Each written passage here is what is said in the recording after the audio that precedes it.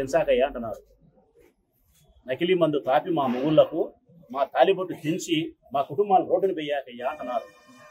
ఒక తల్లి అడుగుతా ఉంది, నువ్వు ఏమి ఇకపోయినా పర్వాలయ్యా చంద్రబాబు నాయుడు, నాకుండేదో కొడుకున్నాడు, ఈ మద్యం తాగితే వాడు చచ్చిపోతాడు, నాకు గర్భశోకాన్ని కల్పించి ఇంకా నాకు పిల్లలు కూడా లేరు, నన్ను ఒంటరిదాన్ని చెయ్యాకు, నకిలీ మద్యం తయారీని ఆపు, నువ్వేం ఇకపోయినా పర్వాలే, మా కష్టం చేసి మా చెమటతో మేము బతుకుతామంటున్నారు. సిగ్గుందే ఈ ప్రభుత్వానికి. ఈ ప్రభుత్వంలో ఎవరైతే నకిలీ మద్యం చేస్తున్నారో, ఇంతమంది పేద ప్రజల యొక్క ప్రాణాలను హరించి వాళ్ళ మంగళసూత్రాలు తెంచుతున్నారో, నట్టి నడిపదారిలో చచ్చిపోయిన దొరికి ఉరి తీయాలా. ఉరి తీసిన తర్వాత 100 సార్లు ఉరి తీయాలి వీళ్ళను, ఒకసారి 2 సార్లు 3 సార్లు కూడా కాదు.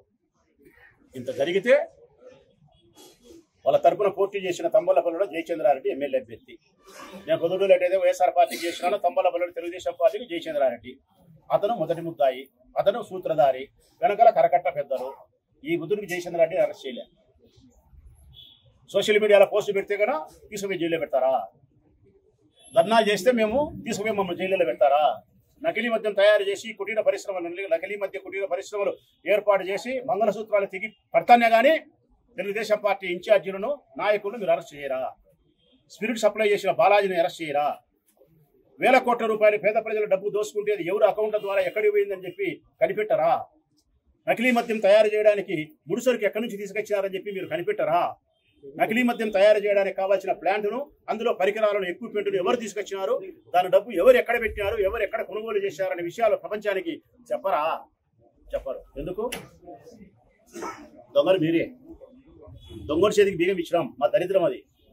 దొంగల చేతికి బీగం ఇచ్చినాం, మా దరిద్రం అది. ఈ తెలుగుదేశం పార్టీల పెద్దలు కాబట్టి మీరు మూసిపెట్టినారు. ఈరోజు సిబిఐ విచారణ చేయాలని మేము అడుగుతున్నాం. మీరు సిబిఐ విచారణకు సిద్ధపడడంలే, సిట్టుతో విచారణ చేస్తా అంటున్నావు. సిట్టు ఎవరయ్యా? నీ దొడ్లో ఉండే గుమసాలు. నీ దొడ్లో ఉండే గుమసాలు వాళ్ళతో విచారణ చేపిస్తే దర్యాప్తు సక్రమంగా జరుగుతుందా? పేద మహిళల యొక్క జీవితాలకు మేలు జరుగుతుందా? చనిపోయిన కుటుంబాలకు ఆత్మశాంతి కలుగుతుందా? కలగదు.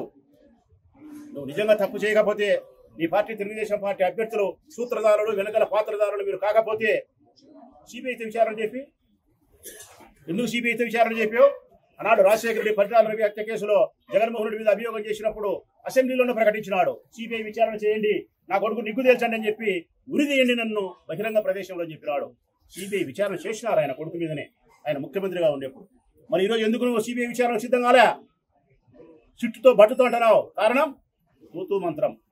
తూతూ మంత్రం దర్యాప్తు చేసి నీ మనుషులు కాపాడుకొని, ఈ పేద ప్రజల ఆస్తిని, వాళ్ళ డబ్బులను దోచుకొని, వాళ్ళ కుటుంబ సభ్యుల ప్రాణాలను హరించడానికి సిద్ధపడినావు. ఒక్క మాటలో చెప్పాలంటే, వైఎస్ఆర్ కాంగ్రెస్ పార్టీ జగన్మోహన్ రెడ్డి గారి నాయకత్వంలో పేద ప్రజల యొక్క ప్రాణాన్ని, ఆరోగ్యాన్ని సంరక్షించడానికి, పేద మహిళల యొక్క మా సోదరీమణుల తాలిబొట్లను భద్రంగా పచ్చగా 10 కాలాల పాటు నిలబెట్టడం కోసం జగన్మోహన్ రెడ్డి గారి నాయకత్వంలో నకిలీ మద్యాన్ని అరికట్టాలని చెప్పి ఈరోజు రోడ్డెక్కినాం. రోడ్డెక్కిన ఈ ఉద్యమం, ఈ ధర్నా ఈ రోజుతో ఆగిపోదు, నిరంతరం ఇది కొనసాగుతూనే ఉంటుంది. పత్రికా ప్రకటనలు ఉంటాయి, శాంతియుత ఆందోళన కార్యక్రమాలు ఉంటాయి, కోర్టుకు పోయేటు ఉంటాయి. ఇంకా ఎక్కువ మాట్లాడితే, మీరు దావకు రాకపోతే మీ ఎక్సైజ్ కార్యాలయాల మీద రాష్ట్ర వ్యాప్తంగా మహిళలు దాడి చేసే పరిస్థితి కూడా ఉంటుంది. ఇది ప్రజాస్వామ్య దాడి అవుతుంది కదా, అప్రజాస్వామిక దాడి కాదు. ఈ విషయాన్ని మీరు తెలుసుకొని తప్పనిసరిగా నకిలీ మద్యాన్ని అరికట్టాల. బెల్ట్ షాపులు 1,00,000 ఉన్నాయి ఈ రాష్ట్రంలో. 3,396 బ్రాందీ షాపులుంటే 1,00,000 బెల్ట్ షాపులా? పల్లె పల్లెకు 3-4. ఈ బెల్ట్ షాపులన్నిటికీ ఏ మందు వస్తుంది? నకిలీ మద్యం నుంచి తయారైనటువంటి ఈ మందు బెల్ట్ షాపులకు వచ్చి పల్లెల్లో పేదవాళ్ళకు తాపించి చంపే ప్రయత్నం చేసి డబ్బు దోసుకుంటున్నారు. 1,00,000 బెల్ట్ షాపులను ఇమ్మీడియట్గా రద్దు చేయాలి. బ్రాందీ షాపులలో మందు తాగనీయకూడదు. కర్ణాటక, గోవా నుంచి వచ్చే మందులు నియంత్రించాలా. బ్రాందీ షాపుల మీద ఎక్సైజ్ అధికారులు తనిఖీ చేయాలా. సిబిఐ చేత విచారణ చేపించాలా.